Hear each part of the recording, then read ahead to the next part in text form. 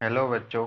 चलिए प्रश्न पढ़ते हैं। निम्न में से कौन सी स्पीशीज CO कार्बन मोनोऑक्साइड के साथ सम इलेक्ट्रॉनिक आइसो इलेक्ट्रॉनिक है। हमें यहाँ पर प्रश्न के चार विकल्प दिए हुए हैं।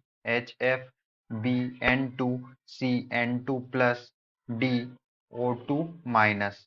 तो चलिए अब हम प्रश्न की मुख्य अवधारणा देख लेते हैं। मुख्य अवधारणा, तो यहाँ पर हमारे प्रश्न की मुख्य अवधारणा क्या होगी? जो हमारे इलेक्ट्रॉन होते हैं, सम इलेक्ट्रॉनिक क्या होते हैं हम देख लेते हैं। जो हमारे सम इलेक्ट्रॉनिक ऐसे यौगिक होते हैं, मान लेते हैं हमारे पास एक एक्स यौगिक है और एक जो है वाई यौगिक है।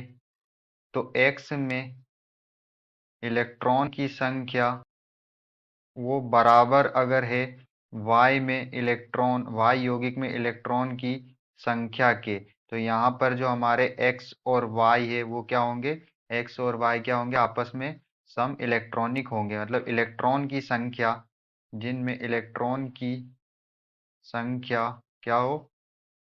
संख्या समान हो, वे आपस में क्या होते हैं? सम इलेक्ट्रॉनिक होते हैं। तो यहाँ से हम इलेक्ट्रॉन की संख्या कैसे निकालेंगे? इलेक्ट्रॉन की संख्या, यौगिकों में इलेक्ट्रॉन की संख्या कैसे निकालेंगे?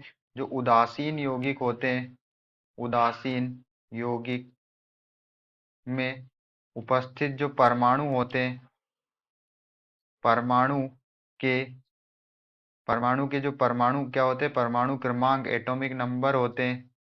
परमाणु क्रमांक के परमाणु क्रमांक के बराबर क्या होती है? इलेक्ट्रॉन की संख्या होती है। जो उदासीन यौगिक होते हैं उनमें परमाणु, उदासीन यौगिक के परमाणु, यौगिकों में जो परमाणु होते हैं उनके परमाणु क्रमांक की संख्या के बराबर ही क्या होते हैं? इलेक्ट्रॉन की संख्या होती है।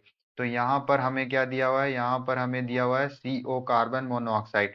तो इसमें जो है कार्बन का परमाणु क्रमांक जो होता है वो 6 होता है और ऑक्सीजन का परमाणु क्रमांक कितना होता है? 8 होता है। तो यहाँ पर इलेक्ट्रॉन की, यहाँ देख सकते हैं हम, इस पे कोई चार्ज नहीं है, उदासीन है।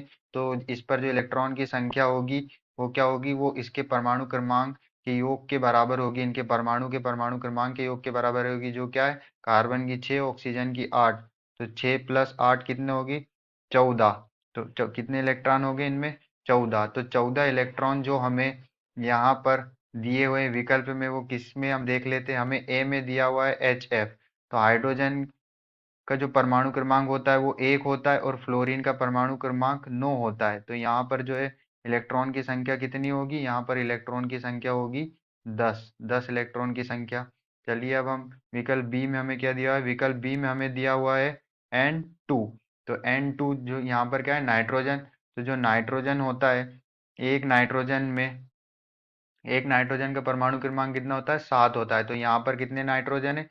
2 नाइट्रोजन है। तो परमाणु क्रमांक क्या होगा? दो दो नाइट्रोजन को जब जोड़ेंगे, 7 प्लस 7 तो 14। और परमाणु क्रमांक के बराबर ही क्या होते हैं?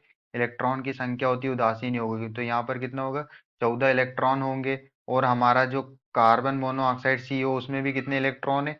14 इलेक्ट्रॉन है। तो यह हमारा जो कार्बन मोनोऑक्साइड है, कार्बन मोनोऑक्साइड, वो N2 के क्या होगा?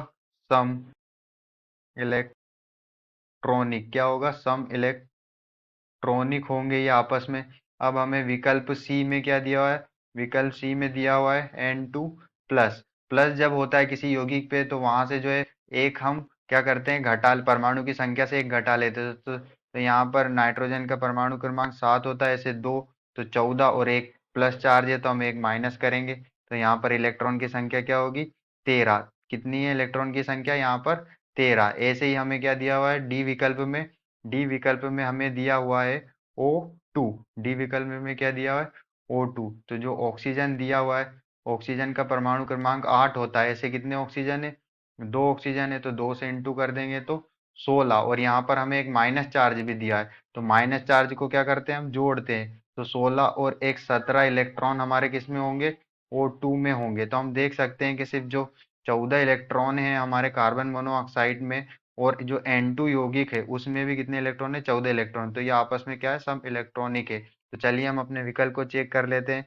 विकल्प बी में हमें दिया हुआ है N2, नाइट्रोजन गैस, यही हमारा आंसर होगा। आशा करते हैं आपको समझ में आया होगा। धन्यवाद।